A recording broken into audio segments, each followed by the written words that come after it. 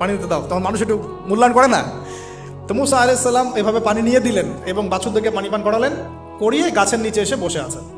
বসে বসে তিনি দোয়া করছেন, এই যে দোয়াটা তিনি দোয়া করছেন, রব্বি, একটা নেক কাজ করলেন, নেক কাজ করলেন না, মানুষের উপকার করলেন, নেক কাজ করে এসে গাছের নিচে বসে দোয়া করছেন, আল্লাহ এখানে তো আমার খাবার পানি বাসস্থান কিছুই নাই, আমি কি করব? রব্বি ইন্নি লিমা আনজালতা ইলাইয়া মিন খায়রিন ফাকির, রব্বি ইন্নি লিমা আনজালতা ইলাইয়া মিন খায়রিন ফাকির। আবার বলেন, রব্বি ইন্নি লিমা আনজালতা ইলাইয়া মিন খায়রিন ফাকির। অর্থ হচ্ছে, হে আল্লাহ, তুমি তোমার পক্ষ থেকে আমার উপরে যে নেয়ামতগুলো দিবে, আমি এর জন্য ফকির হয়ে বসে আছি আল্লাহ। অর্থ বুঝে পড়বেন ভাই, নামাজ রোজা হজ জাকাত যাই করেন আল্লাহর ওয়াস্তে অর্থ বুঝে পড়বেন। অর্থ বুঝে পড়লে আপনার ইবাদতের স্বাদ পাবেন, তৃপ্তি পাবেন, আল্লাহর সাথে কানেকশন হবে, আল্লাহর নূর পাবেন, মাআরিফত পাবেন, সত্য স্বপ্নও দেখবেন তখন ইনশাআল্লাহ।